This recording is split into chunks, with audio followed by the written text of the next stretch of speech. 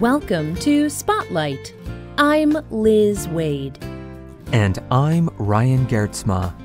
Spotlight uses a special English method of broadcasting. It is easier for people to understand, no matter where in the world they live.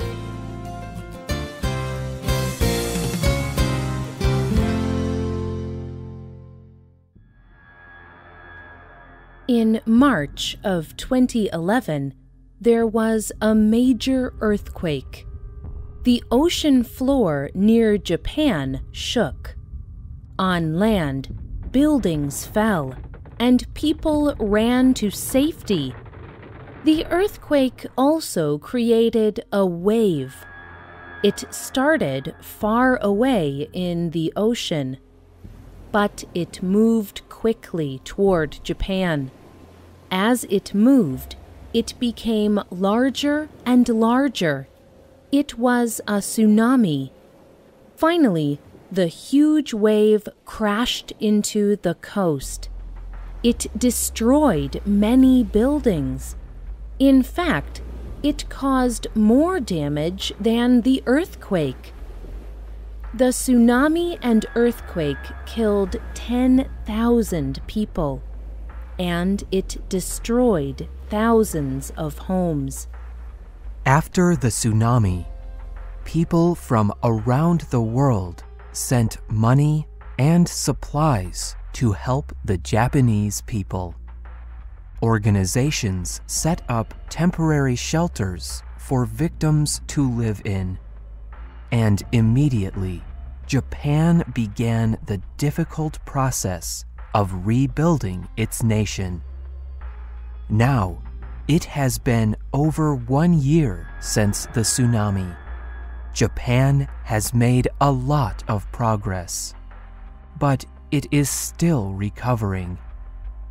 Today's spotlight is on Japan's recovery from the 2011 tsunami.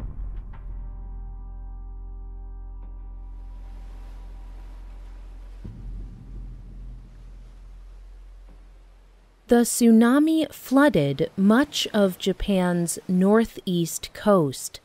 It caused great damage to many buildings. One of the damaged buildings was the Fukushima Daiichi nuclear power plant. This power plant experienced a partial meltdown.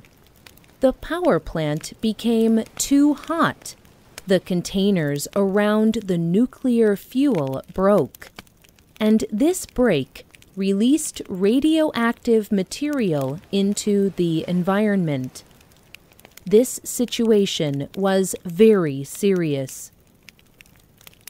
Many people were worried about the damage to the nuclear power plant. Nuclear power can be very dangerous if it is not contained. It can cause radiation sickness, which is very painful. Contact with radiation can also cause cancer. The radiation leak had major effects on Japan. Now, no one can live near the plant. Many families have had to move away from their homes. Yutaka Yoshioka lived in the area near the Fukushima Daiichi power plant. He had to leave his home and his business. 6 months after the tsunami, he still lived in a shelter near Tokyo. He lived there with many other victims of the tsunami. Yoshioka spoke with NPR about his life in the temporary shelter. In the morning, I have a meal from a box. Then I have a boxed meal for lunch and another for dinner. Since I have no job, I am just being lazy. I lay around and watch television. I am so old. It is impossible to change my life, to live like this. Since this time, Japan has provided temporary or even permanent homes for many of the tsunami victims.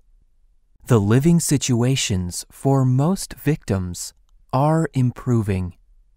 However, the work is not yet done.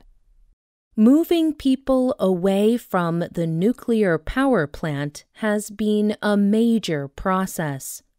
However, there are still many more difficult issues for Japan to fix. Jacopo Buongiorno is an expert on nuclear energy. He teaches nuclear science and engineering at Massachusetts Institute of Technology. He told the NPR news organization, "The most difficult problem for Japan is decontamination. They must clean the radiation out of the area where people used to live. They need to do this so that people can go back to their homes." Many experts say it will take years to clean up the area. However, workers cannot wait years to fix the power plant. Every day, people must work to clean and repair the power plant. There can be risks when working around radiation. So, to protect the workers, there are rules. For example, workers can only work for short periods of time. This protects their physical health.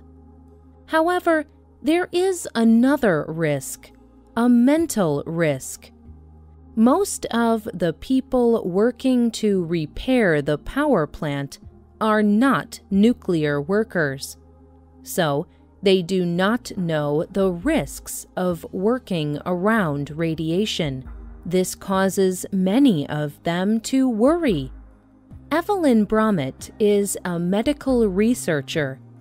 She says this is common after nuclear accidents. She told NPR, "The central public health issue is worry. Worry about personal health, concerns about the future, and worry about future health of children." This kind of worry is a major mental health issue for Japan. However, worry is not the only mental health concern.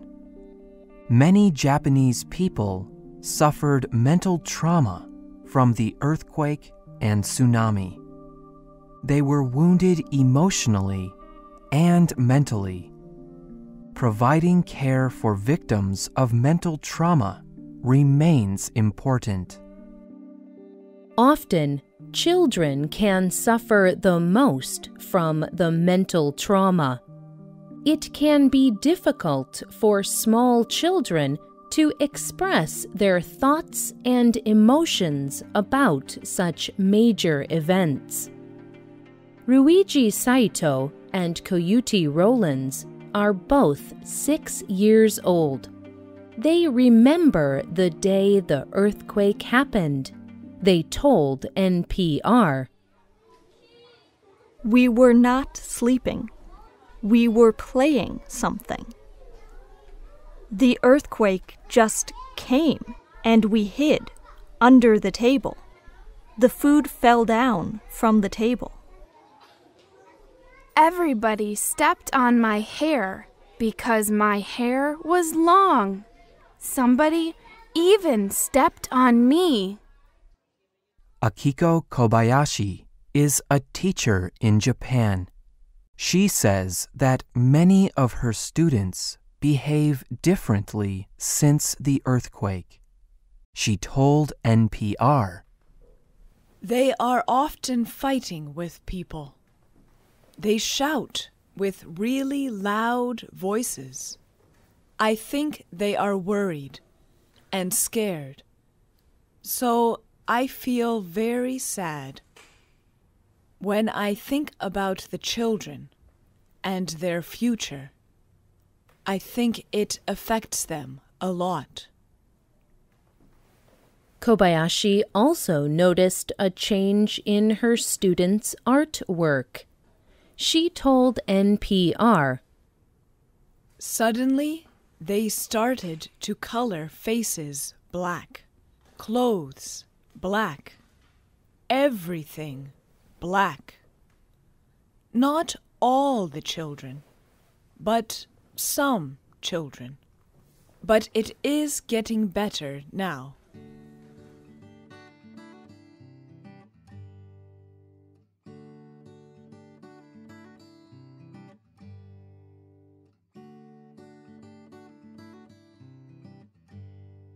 Japan is recovering from the earthquake, tsunami, and nuclear accident of March 2011. Students are back in school. The Japanese government has provided houses and shelters for people who do not have them. And people are beginning to live normal lives again. However, their work is not done.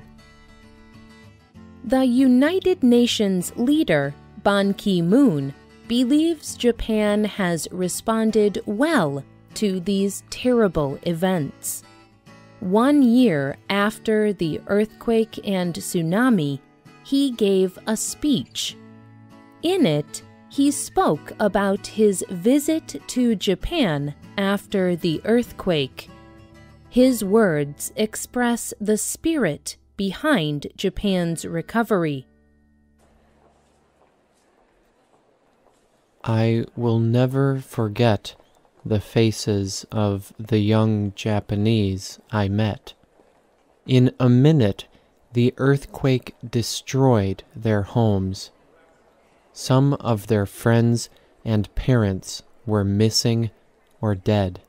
The nuclear accident shook their sense of security, but nothing could defeat their spirit.